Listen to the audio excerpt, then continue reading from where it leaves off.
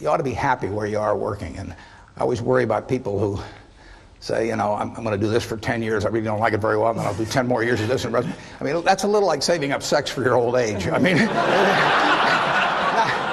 not a very good idea. When I started Microsoft, I didn't think of it as all that risky. You've always got a job with me, Bill. And the thing that was scary to me wasn't quitting and starting the company. It was when I started hiring my friends, and they expected to be paid.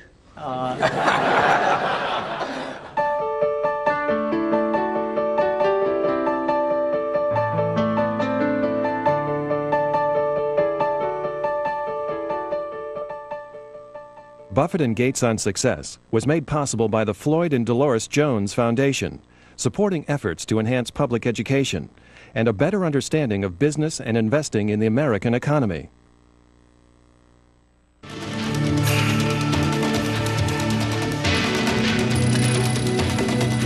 This program is brought to you by the NASDAQ stock market. Timely investment information is available at NASDAQ.com. And by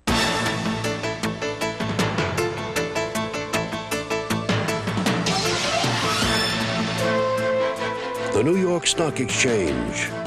The world puts its stock in us. Each spring in Omaha, Nebraska, thousands of investors gather from around the world. How long does it take to get over here from Paris, France? 10 hours. For Sweden? Roughly, it's a day flight. A lot of people. It reminds me of New York, a lot of people. They come for the annual shareholders meeting of an investment company, Berkshire Hathaway. Many come just for a chance to meet Berkshire's legendary chairman, Warren Buffett. Obviously, when the stock goes up a lot, it creates interest. During the past 4 decades, Buffett's uncanny success in picking stocks has made big money for Berkshire shareholders, including Buffett himself. His net worth is estimated at more than $30 billion. One highlight of the annual meeting is Berkshire Hathaway Day at an Omaha Royals baseball game. Buffett throws out the first pitch. Books analyzing Buffett's investment philosophy have acclaimed him the world's greatest investor. But he's made his fortune in companies well known to all. Companies such as Coca-Cola, Gillette, and Dairy Queen. He avoids anything high-tech. So how long have you been using the computer? Yet one of Buffett's good friends is Bill Gates. Microsoft's co-founder and CEO is 26 years younger. His enormous success has come from a technological revolution that he has done much to pioneer and popularize. Gates started Microsoft with his high school friend Paul Allen when Gates was still in his teens. Their investment, $1,500. Ski jumping. The ski jumping, that's pretty exciting, isn't it? Today, Microsoft's annual sales exceed $14 billion. It is the world's leading developer of software for the personal computer. And Gates is the PC's globe-trotting evangelist, celebrating its many benefits. Am I going to have time to get everybody? Okay. Success has made Bill Gates the world's wealthiest and perhaps most famous entrepreneur. It also has made Microsoft a target of controversy. The popularity of its Windows software has brought legal challenges from government antitrust regulators. They've tried to limit Microsoft's expansion into new fields, such as the Internet. Bill Gates and Warren Buffett share a restless curiosity and fascination with the future.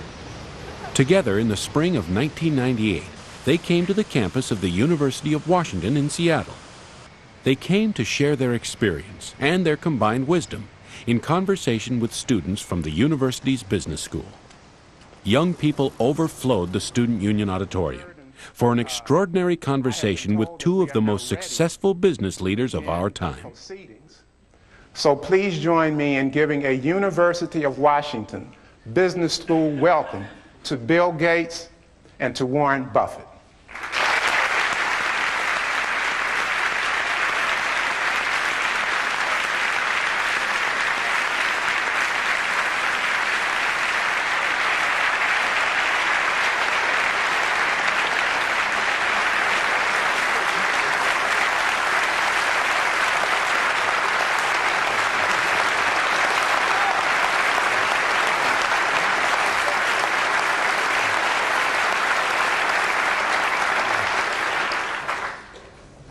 Well, I thought I ought to start this off by announcing that Bill and I have a small bet as to who would get the most applause. And I suggested that I bet my house against his, but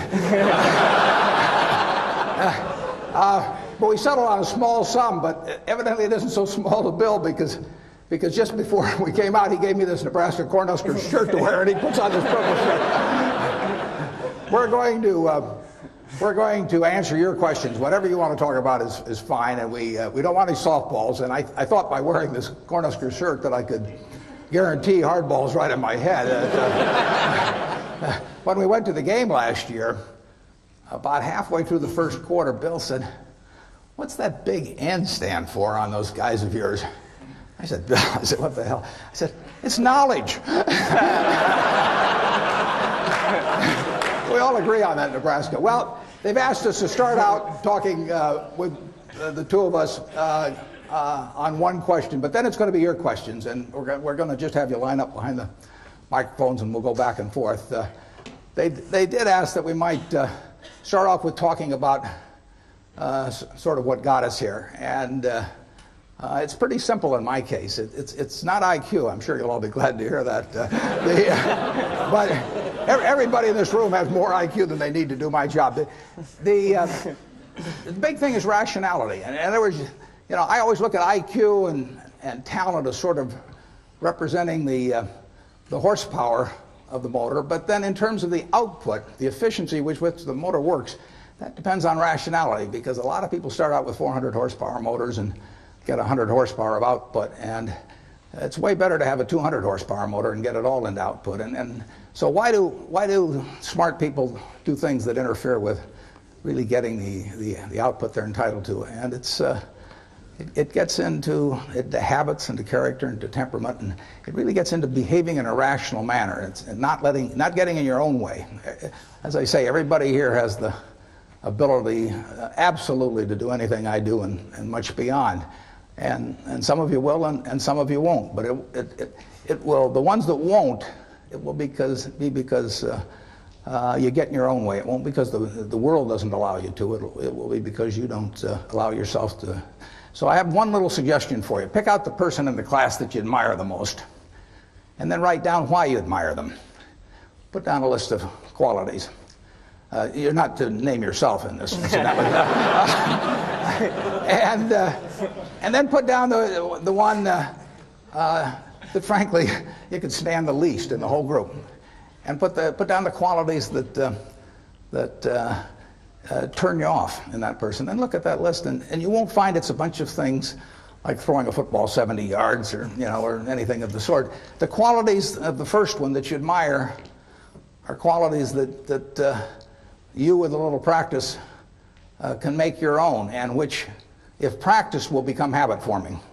The chains of habit are too light to be felt until they're too heavy to be broken. I mean, my age, I can't change any of my habits. I mean, I'm stuck. But at your age, you will have the habits 20 years from now that you decide to put into practice today. So I just suggest that you look at the habits you admire in others, or the behavior you admire in others, and make those your own habits, and you look at what you really find somewhat reprehensible in others, and just decide, those are things you're not going to do. Ben Franklin did that a few hundred years ago, and it still works today. And if you do that, you'll find that you convert all your horsepower into output. So with that sermon, I'll let Bill give you another one, and then we'll get into your questions.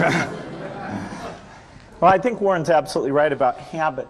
I was lucky enough when I was quite young to have an exposure to computers, which were very expensive and kind of limited in what they could do, but still fascinating. And some friends and I really talked about that and decided that they would change because of a miracle technology of chips into something that everybody could take advantage of. And we really thought writing software was a neat thing. We hired our friends who wrote software. We thought about what the potentials were and really didn't see any limit. And so that vision of getting our friends together, getting them to work as a team, really seeing what kind of tool this could be, a tool of what we talked about as the information age, where the key thing is magnifying your brain power instead of just your muscle power. And by pursuing that with a pretty incredible focus and being there at the very beginning of the industry, we were able to build a company that has played a very central role in what's been a pretty big revolution. Now, fortunately, the revolution is still at the beginning. It was 23 years ago when we started the company, but there's no doubt that taking the habits we formed and sticking with those, which would be hard to change, the next 23 years are going to give us a lot more potential and maybe even get us pretty close to that original vision, which was a computer on every desk and in every home. And that's a fun thing to be involved with. Okay, fire away. I was wondering how you define success personally. Well, I can certainly define happiness because that's what I am. I mean, and if that I mean, I get to do what I like to do every single day of the year, and I get to do it with people I like. And I don't have to associate with anybody. Causes my stomach to churn.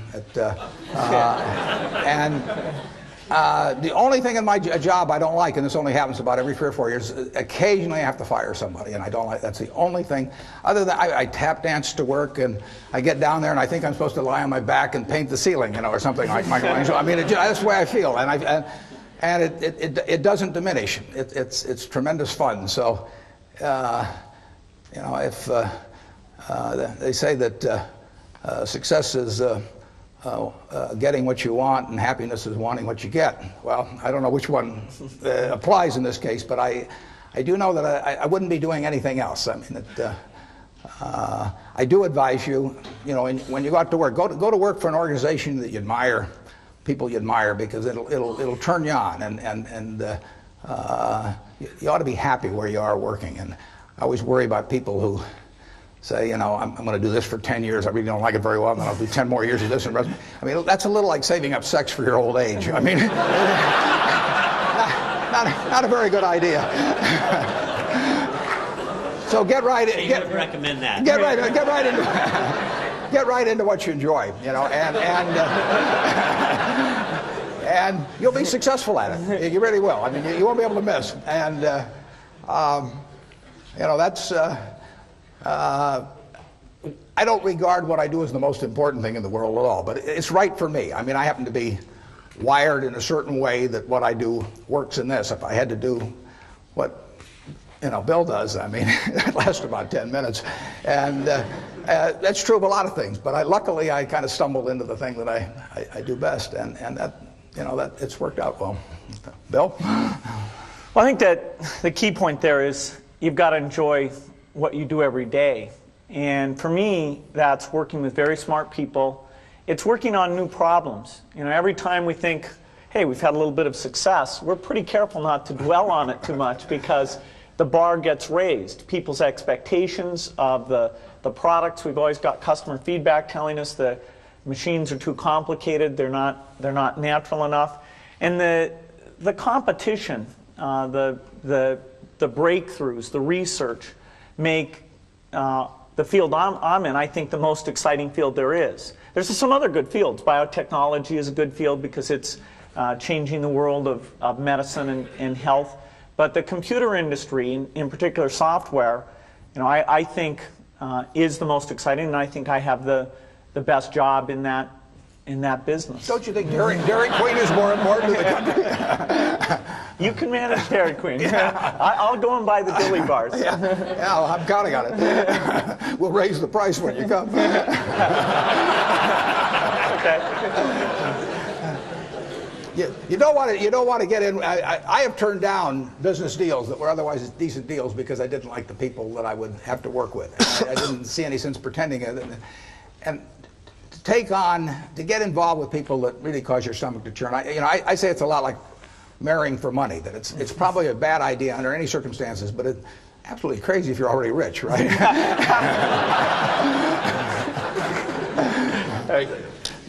Both of you are innovators in your given industry. I was wondering what your definition of innovation is.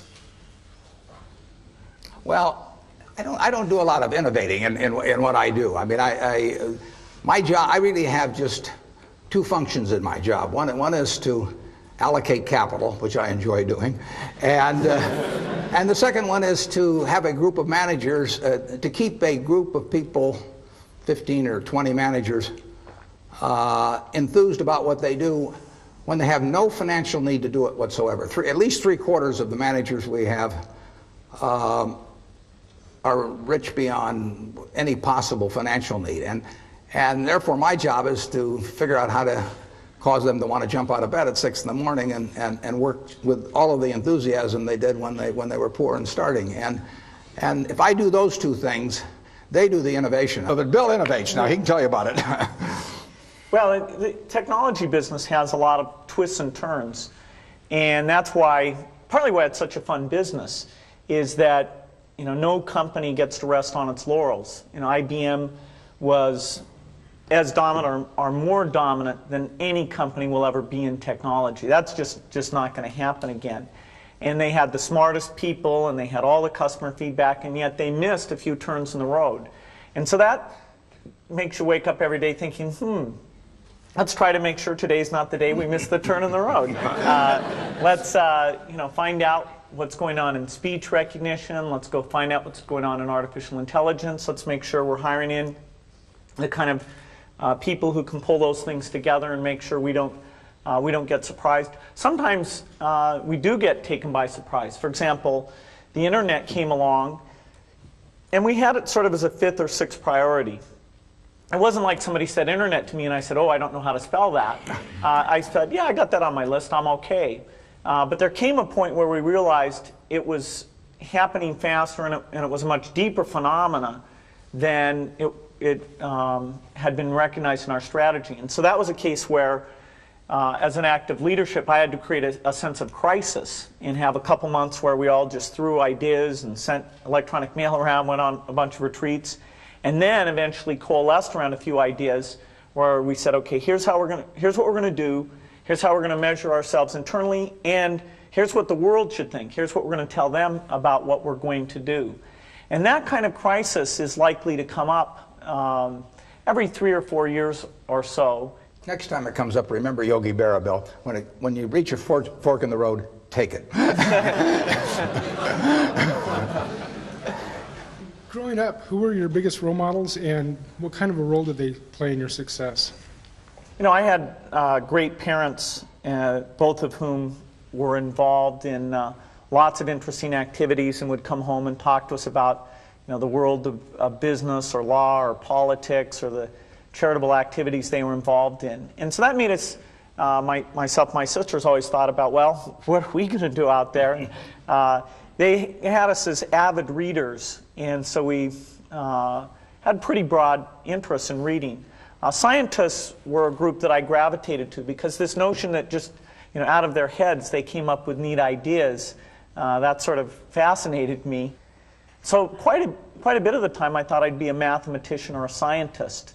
It was only when I got to Harvard that I started to think of this sort of all-absorbing hobby I'd had, computer stuff, which I just thought, okay, I got to get rid of this, and decided to do something serious. I started to realize, this is pretty serious, and it's actually more interesting and more impactful than going and trying to come up with a new theory in math or anything else. And so I had that dilemma for a couple of years, but eventually decided that computers really was a great thing to be involved with.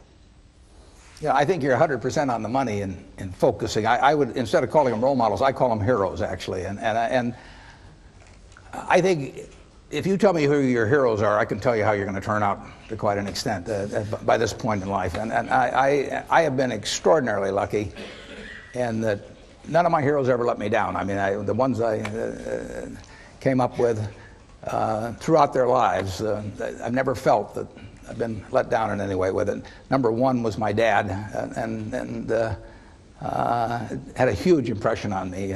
My wife, who is here, is one of my heroes. I mean, she is, in terms of she's taught me a tremendous amount, and never seen anybody any better with human beings than she is. And you can Yogi Berra again said you can observe a lot just by watching. And I watched my dad, and I've watched her, and I had a professor, Ben Graham, back at Columbia, and had a huge impact on me. So I have been lucky in that I've had terrific heroes, and they haven't let me down. And that takes you a long, long way. I've gone through one or two periods where we're kind of tough in life, but not. I mean, everybody's had that, but having the right heroes will take you right through it. The internet exposes us to vast amounts of information, and in particular, children are being exposed to more and more complex issues at very young ages. Yourself being a father, Mr. Gates, I was wondering if you had any comment on the access now to information, and how do we handle that? Well, definitely the internet has every kind of information you can imagine. All the worst things and best things that people are interested in are out there in great quantity. And so there's a decision a parent has in terms of, do you let your kid go out onto the internet? One great thing about the internet is if you set it up the right way, there's a log of exactly what the person's gone and looked at. And so you have to decide up to what age do you think it's legitimate that you have access to see where they're going and what they're interested in. And personally, I'd rather see what my kid is interested in and talk to them about it than try and block altogether them ever learning anything about it. Because someday in their life, whether it's a magazine or a friend or a terminal that I don't control, if they're curious about something, they're going to find out about it. And my theory is not that my child will be okay as long as they don't hear about things. You want to have the full experience, and but I think on the whole, the fact that a kid has this tool to be curious about all these topics, that's got to be a fantastic thing. I can't improve on that.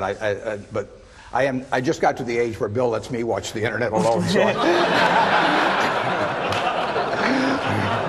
I've been trying. That's a good story. I've been trying to evangelize personal computers to Warren ever since we met, which is over about 7 years ago now. And it was amazing. I talked about stock quotes and spreadsheets and all these things. And in the end, it wasn't my talking at all that got him on. It was the ability to play bridge with his friends. And, now he's incredible. He's an addict. Yeah. Do you feel that technology has made businesses more efficient to the point where you can pay more for them? Well, I'm sure technology has made them more efficient, and if I thought otherwise, I'd be afraid to say so with Bill sitting next to me. But a lot of things in business, including maybe much of technology, really has the same effect as if you went to a parade and the band started coming down the street, and all of a sudden you stood up on tiptoe. I mean, in another 30 seconds, everybody would be on tiptoe. It'd be hell on your legs, and you wouldn't be seeing any better. And there is that aspect to business, that there's a self-neutralizing aspect. Now, Bill, tell them how much technology you'll make for them. Yeah. No, I think there's definitely a lift, a one-time lift, where you go from not using technology well to using it well, particularly if U.S. companies are doing that better than their competitors outside the United States. And so you get all this ability to communicate, and so you get global scale in a lot of businesses that wouldn't have had it before. If you look at the really big earners in that, who are generating this 20% return on equity, a lot of them are companies like Coke or Microsoft or Boeing or GE, which are going to that worldwide marketplace. And I know every one of those has been helped by technology. But that cannot explain why 10 years from now they'd be getting that type of return on equity. There's something almost certainly ephemeral about current conditions. Capitalism tends to be self-neutralizing in terms of improvements, but that's marvelous, because it means we've got better everything than we would have otherwise. But the real trick is to stand up on tiptoe and not have anyone notice it. I mean, if you can do that, then you do very well. Yeah. Bill, Warren, the world is becoming a much smaller place, both in technology and in finance. How do you see yourselves as businessmen taking your businesses globally, and how do you view that individually as a person? Well, I've got an easier answer, so I'll let Bill think while I give the easy answer. We don't do it directly. I mean, our two largest commitments are Coke and Gillette, and Coke has 80% of their earnings coming from abroad, and it'll be larger in the future. Gillette has 2/3 of their earnings coming from abroad, and that'll be larger in the future. So they are participating in a worldwide improvement in living, and they'll continue to participate. So we do it by piggybacking them, and I can sit in Omaha, and let Doug Ivester at Coke fly all over the world and do a tremendous job doing it. Bill has to get out there and do it for Microsoft, and I'll let him tell you how. One great thing about our business is it is global. That what do you need in a spreadsheet? About the same thing in Korea and Egypt as you need in the United States. And the PC standard is a global standard. We have to do some adaptation for the local languages, and that's a fun part of our business, understanding bidirectional languages and the large alphabets that you have in Chinese, Japanese, and Korean. And over the years, we've gotten very, very good at that. In fact, our market share is much higher outside the United States than it is inside the United States, because it's relatively hard to set up subsidiaries, understand local conditions, local distribution, and relationships. And so, since most of our competitors are in the U.S. and aren't as good at doing international business, we thrive even better in these other countries. Most of our growth will come from outside the United States. The United States will get to the point where it's largely a replacement market. Most homes and business desktops will have PCs. Now, that doesn't mean they won't replace them, that they won't want better software that can see, listen, and learn. But outside the U.S., we still have that early slope phenomena. So it's very much a global business. When you think about it, many of you are probably too young to remember with clarity. Anyway, 15 years ago, this country almost had an inferiority complex about its ability to compete in the world. And with software and the whole development of the computer, now the rest of the world is looking to us, and Bill has played a big part in that. I mean, he has contributed in a major way to a change in our attitude about this country and the world's attitude about this country. So, what impelled you to make a trip together to China in 1995, and what's your perception before and after the trip? And most interesting, the next question is, what has that trip affected your global business decision in that region since? Well, we went to China for a lot of reasons, partly to relax and have fun. We found a few McDonald's there, just so we didn't feel too away from home. It was also exciting to go and see all the changes taking place. I mean, it's so amazing what's going on there. And we saw different parts of the country, got to see some of the leaders. It's a market that Microsoft had already been investing a lot, and we've upped that quite a bit since then. Although about 3 million computers get sold every year in China, people don't pay for the software.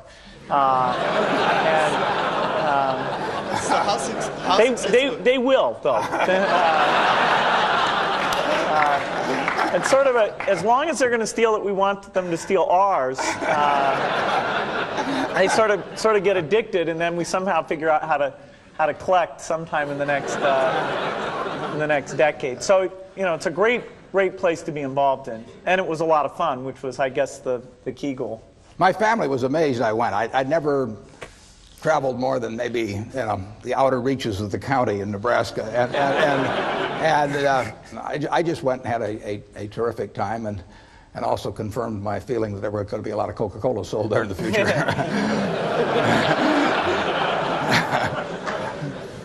I told everybody over there it acted as an aphrodisiac. I don't know whether.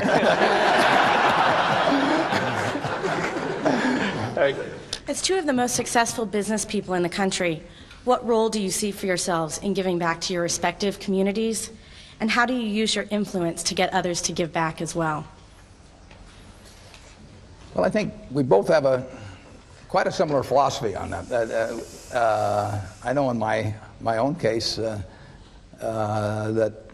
99% plus will go back to society, and that'll actually count everything that my family and I have lived on during our entire lifetimes. But just because we've been treated extraordinarily well by society. You know, I'm lucky. Bill said if I was born a long time ago, I'd have been some animal's lunch. You know, I mean, I don't run very fast. You know, but I'm wired in a particular way that in a market economy, big capitalist economy, lots of action. I'm well adapted for that. I'm not adapted for pro football. I'm not adapted for violin playing. I happen to be in something that pays off huge in this society. And basically, I get the fun of playing around with that while I live, but it will all go back to society, and I think it'd be wrong to be otherwise, frankly. If I'd been dropped down in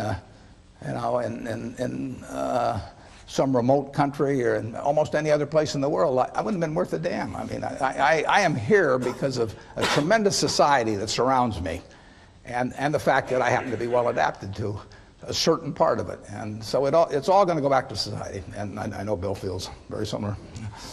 No, I think that's a great philosophy, not to mention the fact that passing along lots of money can be a bad thing for the people who receive it. They might not think so at times, but... no, I've never put it to a vote.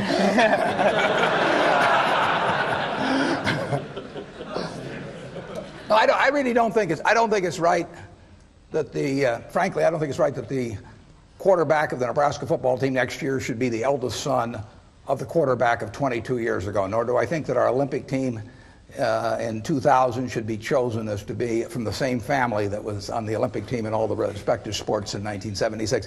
I mean, we believe in the meritocracy when it comes to athletics and all kinds of things. Now, why not have a meritocracy in terms of what you go out into the world with in terms of the productive goods? Let the resources flow to those who use them best.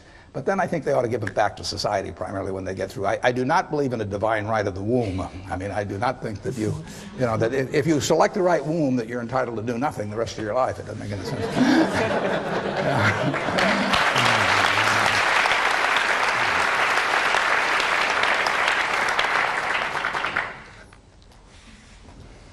Hi, there's been a lot of discussion about how the information age is revolutionizing society.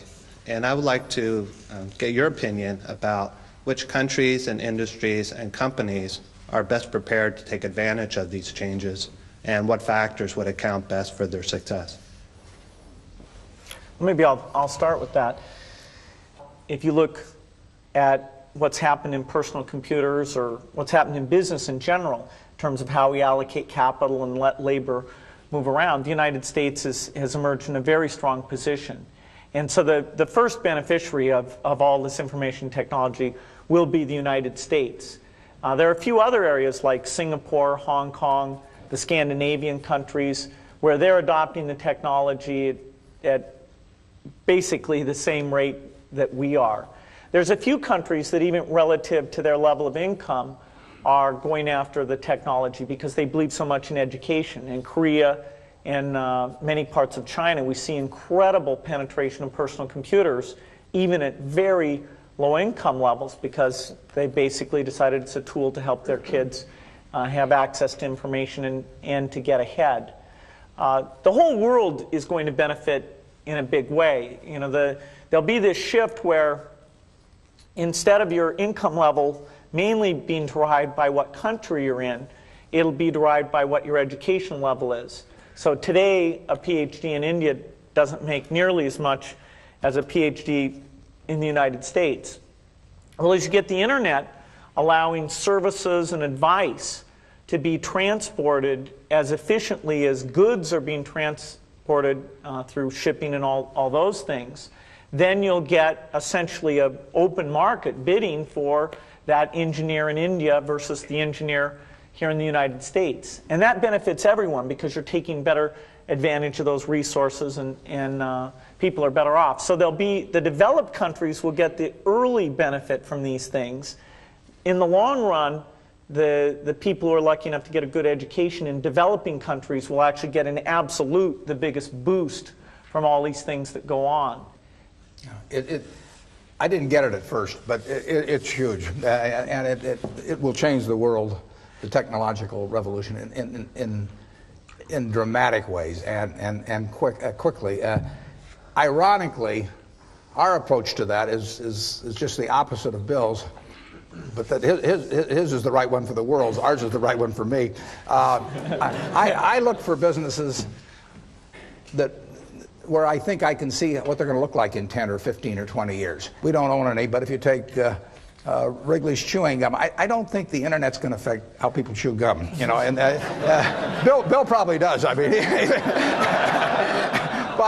but I don't think it's going to affect the fact that Coke will be the drink of preference and will gain in per capita consumption around the world. I don't think it'll change whether people shave or how they shave, or the fact that they like a better shaving system, as the Mach 3 is going to be very shortly, I might add.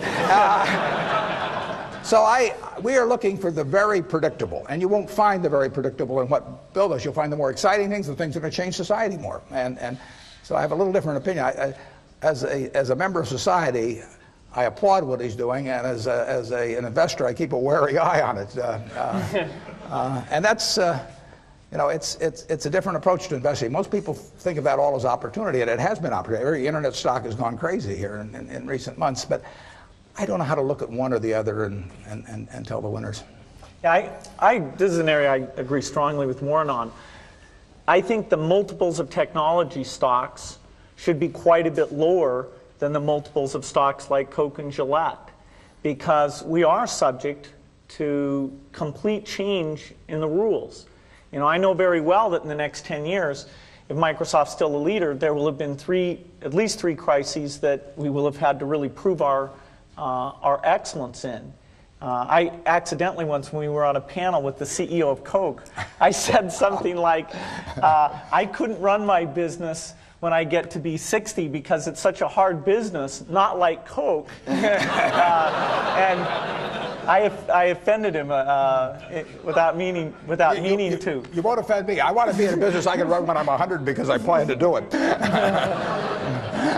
I'm going to retire about 5 years after I die. Maybe. Starting a new company is very risky.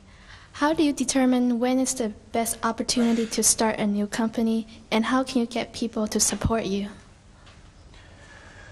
Well, when I started Microsoft, I didn't think of it as all that risky. I mean, I was so excited about what we were doing. It's true I could have gone bankrupt, but you know, I had a set of skills that were highly employable, and in fact, my parents were still willing to let me go back to Harvard and finish my education if I wanted to. You've always got a job with me, Bill.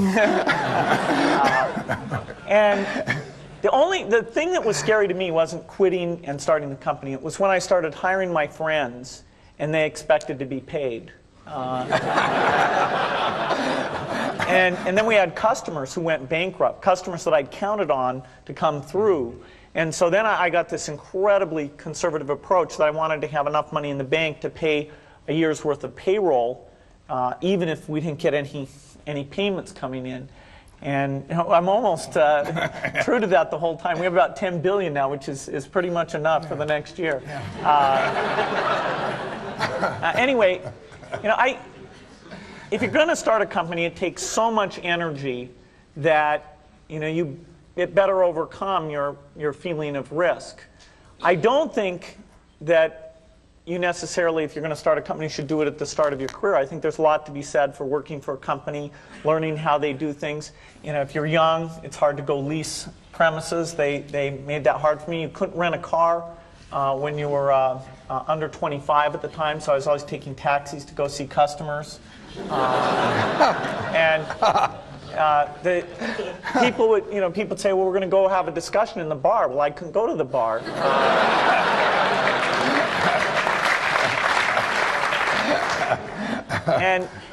But that's fun, because I'll tell you, when people are first skeptical and they think, oh, this kid doesn't know anything, then when you show them you've really got a good product and you know something, they actually tend to go overboard and they think, whoa, they know a lot.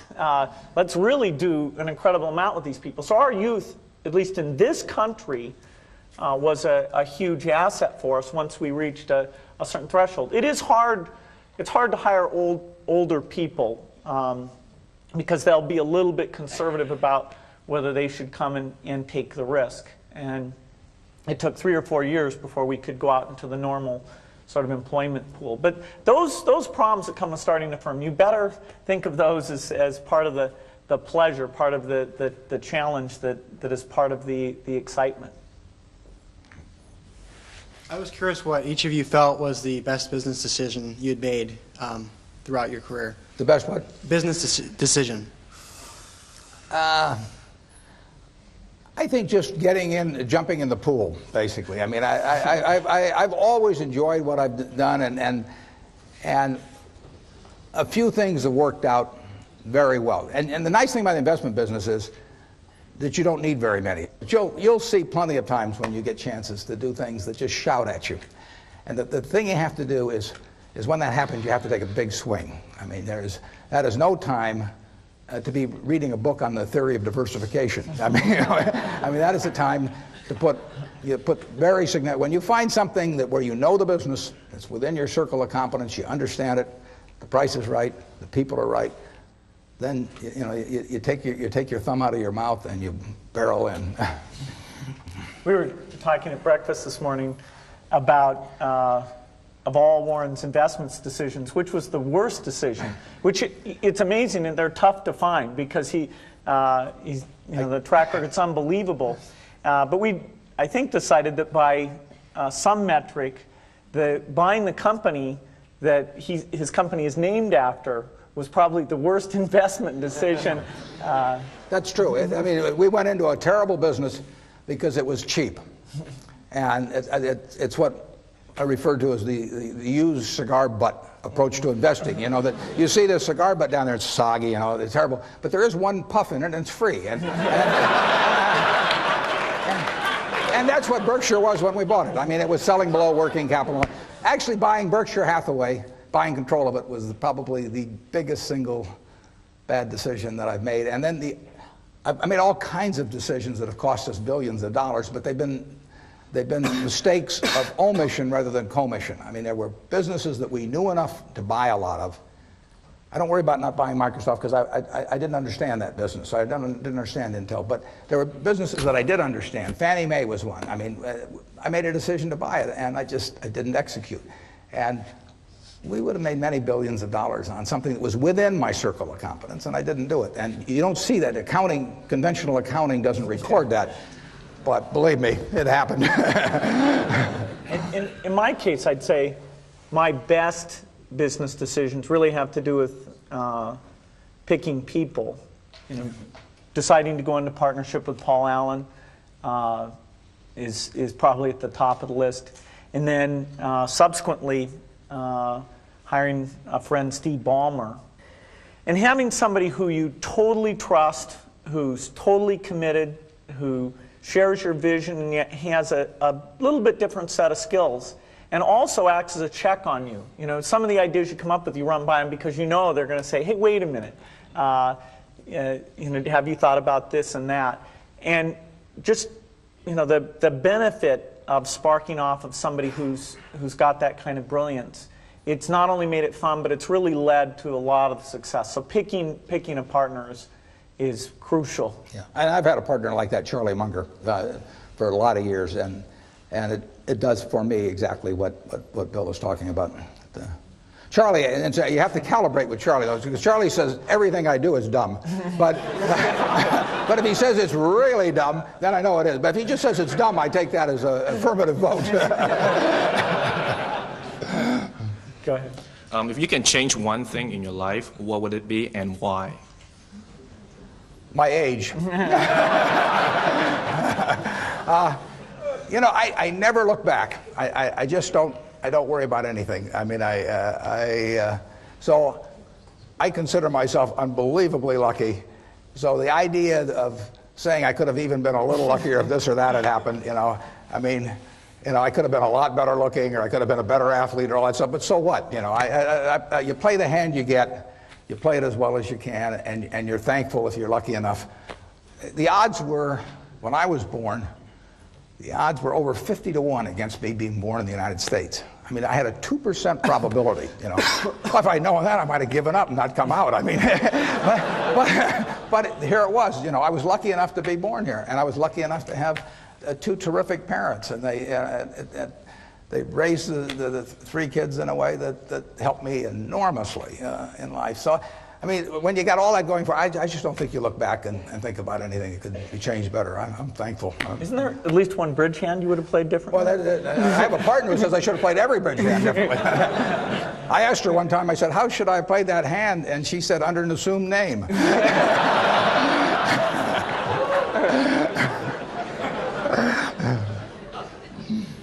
I think the key resource you have to deal with is your time and how you spend time. And I'm pretty rigorous at looking back each year. I even get my friend Steve Ballmer to come in and look at my schedule and criticize, hey, you didn't really need to spend time on this or that. And that's pretty useful because, you know, if I can get more time to sit down with the engineers, if I can get more time to get out with some customers, those are the things I just love to do. And you know, it just gets me excited, it clears my mind, and so, you know, I'm always trying to make sure that I'm only doing the things that are important.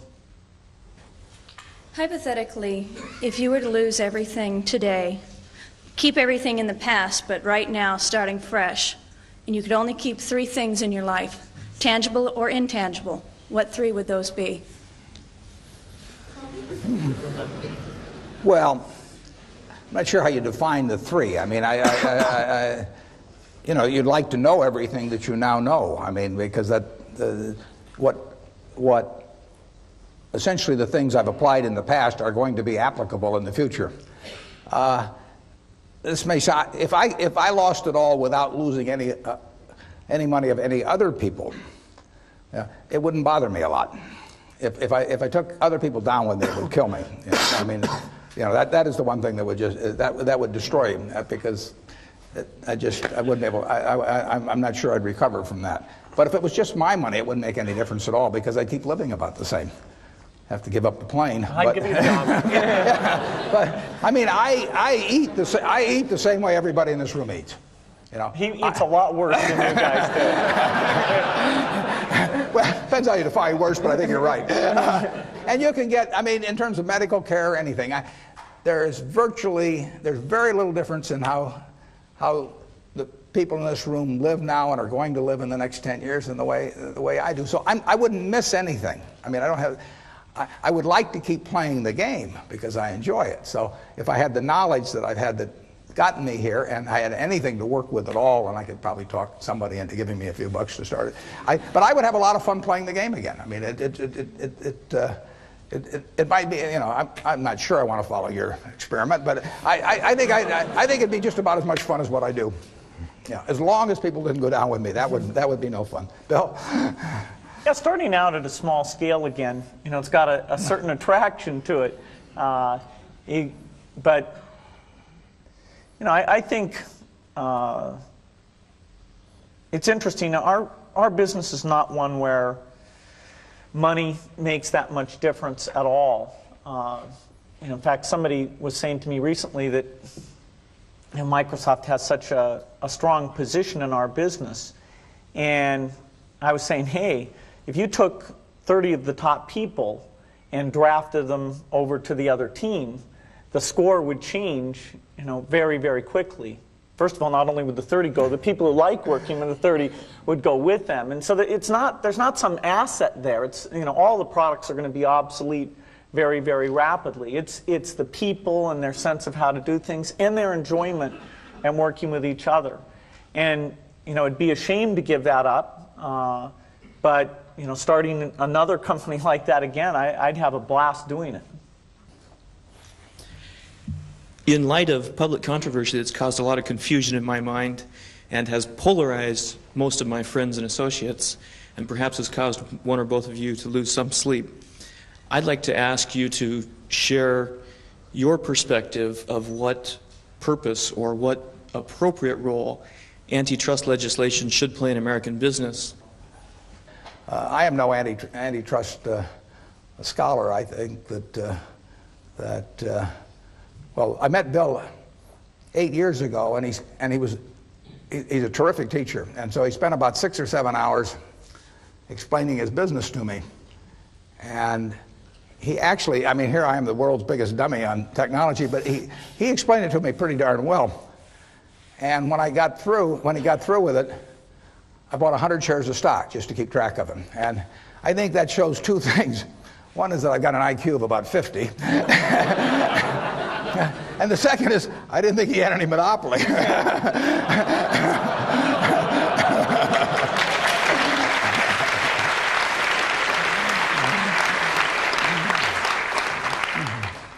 Well, the key goal of competition law is to protect consumers and to make sure that new products get created and that those products are very innovative. And you can look in the economy at different sectors and say, you know, where is that happening very well and where is it not happening as rapidly? No matter how you score it, there's no doubt that one sector of the economy would stand out as absolutely the best, and that's the personal computer industry. And so the price of computing before the PC came along was going down at a certain rate. The PC came along and now it's gone down at an incredible rate. The variety and quality of software has also increased at a phenomenal rate. We're absolutely at the peak of that today. The number of new software companies being started, the number of software jobs, the level of investments, the number going public. I mean, it's way beyond even what it was 3 years ago. It's on a big uptake. And so consumers are doing very, very well. And so it is somewhat of a surprise to find ourselves in an antitrust controversy.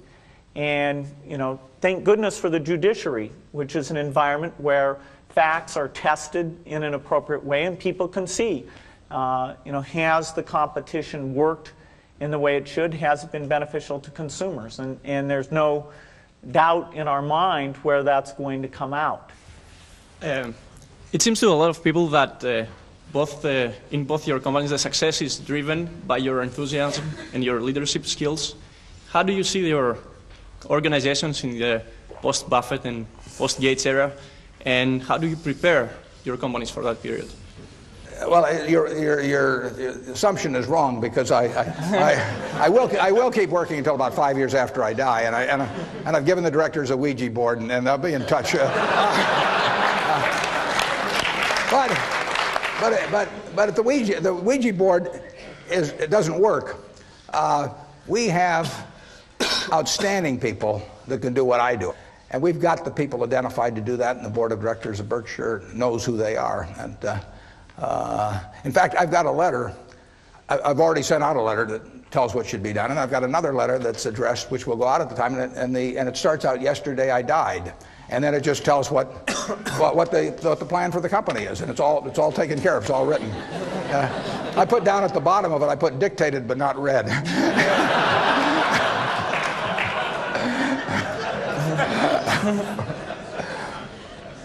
Yeah, my attitude is a lot like Warren's. I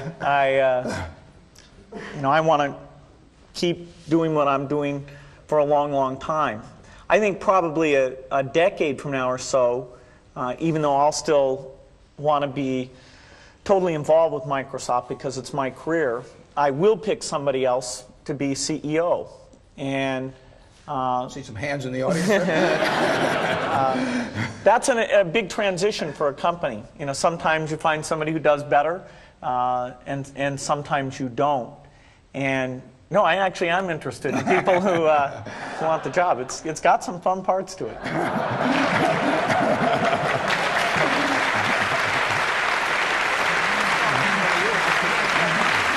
I just want to make certain that they hear that we specifically and formally thank Warren Buffett and Bill Gates for visiting the University of Washington Business School.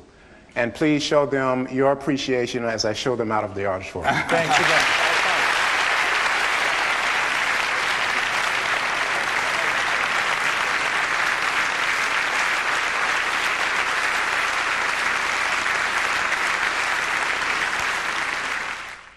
So what did you think?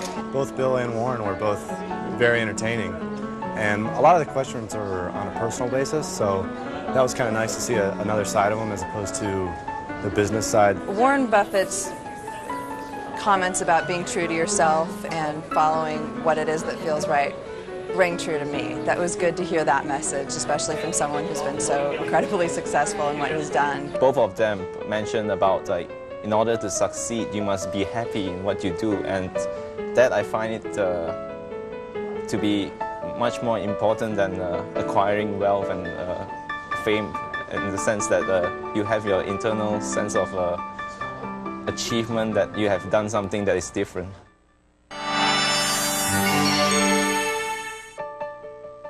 Buffett and Gates on Success was made possible by the Floyd and Dolores Jones Foundation, supporting efforts to enhance public education and a better understanding of business and investing in the American economy.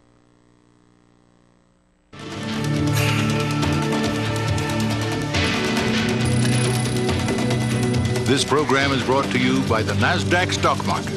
Timely investment information is available at NASDAQ.com. And by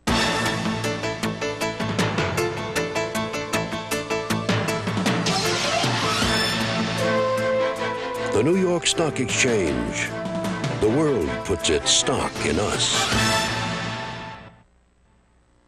To order video cassettes and the transcript of Buffett and Gates on Success, please call KCTS at 1-800-937-5387.